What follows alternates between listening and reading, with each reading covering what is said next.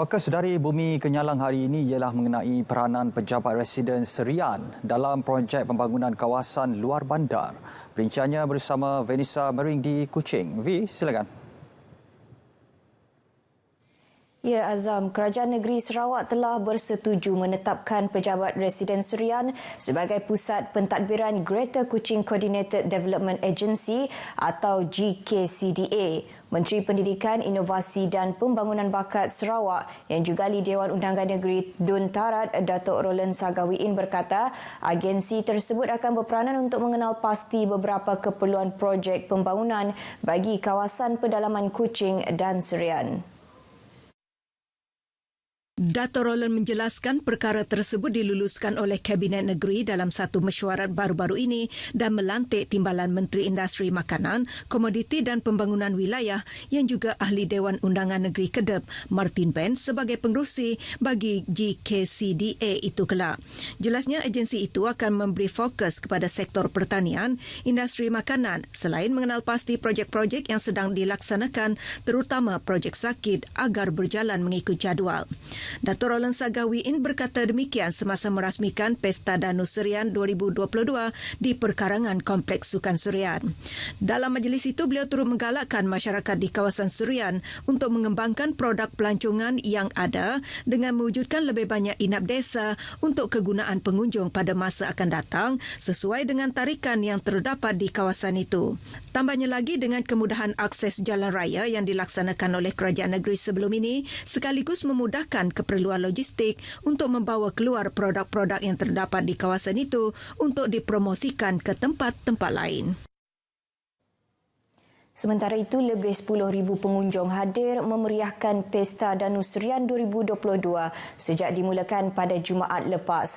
Memasuki edisi ketiga, pesta tersebut adalah bagi menonjolkan keistimewaan Bandar Serian sebagai bandar tasik yang unik. Berucap merasmikan Pesta Danau Serian 2022, Menteri Pendidikan, Inovasi dan Pembangunan Bakat Sarawak, Dato' Roland Sagawiin berkata, pesta tersebut merupakan peluang untuk mempromosikan produk tempatan iaitu makanan, kebudayaan, kesenian dan agropelancongan. Katanya lagi penganjuran pesta itu juga dapat merancakkan semula ekonomi dan pendapatan penduduk setempat selepas terkesan akibat pandemik COVID-19. Pelbagai aktiviti yang dilaksanakan sepanjang 10 hari penganjuran pesta tersebut antaranya aktiviti sukan air seperti memancing, kayak, gusti air, pertandingan e-sport serta 104 gerai jualan makanan dan minuman. Program Jerayawara Project of Dream Realised 2022 di Bintulu akan membantu pelajar lepasan Sijil Pelajaran Malaysia SPM dan Sijil Tinggi Persekolahan Malaysia STPM dalam memilih kursus yang bersesuaian dengan kelulusan dan minat mereka. Timbalan Menteri Infrastruktur dan Pembangunan Pelabuhan Sarawak, Datuk Majang Renggi menjelaskan faktor pemilihan kursus yang salah menyebabkan mereka gagal mendapat pekerjaan selepas tamat pengajian. Datuk Majang menambah pemilihan kursus yang sesuai dengan pasaran kerja semasa atau yang mempunyai permintaan tinggi adalah penting dalam menjamin masa depan yang cerah. Kebanyakan pelajar yang tersalah pilih kursus atau gagal membuat keputusan bijaksana akan mengakibatkan prestasi mereka nanti kurang baik. Malah ada yang gagal menghabiskan pengajian. Yang paling sedih, apabila tamat pengajian nanti, mereka akan kalah dalam persaingan apabila memohon pekerjaan dengan belia-belia yang lain yang lebih cemerlang. Oleh itu, tuan-tuan dan puan-puan, akibat salah membuat keputusan bukan sahaja akan membazir wang atau membazir masa, tetapi dapat menyebabkan belia terlepas peluang daripada mendapatkan pekerjaan yang lebih baik. Beliau berkata demikian semasa perasmian program Jerayawara Project of Dream Realised 2022, siri ke-7 di Dewan Suarah Bintulu. Beliau dalam pada itu menjangkakan ekonomi digital di Sarawak menjumbang mentransformasi ekonomi sebanyak 17.4% kepada keluaran dalam negara kasar KDNK pada 2025, sekaligus akan memberi fokus kepada pasaran global selain mencipta peluang lebih luas kepada rakyat. Sebanyak 30 institusi pendidikan dan institusi latihan awam maupun swasta serta agensi bantuan pembiayaan pendidikan terlibat dalam program tersebut. Turut diadakan temuduga terbuka oleh 5 buah syarikat dan industri di bahagian Bintulu. Sebanyak 106,730 kilogram rotan dengan nilai lebih setengah juta ringgit dirampas oleh Jabatan Kastam Diraja Malaysia JKDM kerana tidak mempunyai permit yang sah daripada Perbadanan Kemajuan Perusahaan Kayu Sarawak Pusaka serta duti ekspor belum dibayar. Menanggung tugas-tugas pengarah Kastam Negeri Sarawak, Muhammad Nazri Arifin memberitahu tangkapan tersebut merupakan tangkapan kali pertama melibatkan muatan rotan sebanyak 8 kontena bagi tujuan ekspor ke luar negara di Pelabuhan Senari Kuching pada 21 September lalu.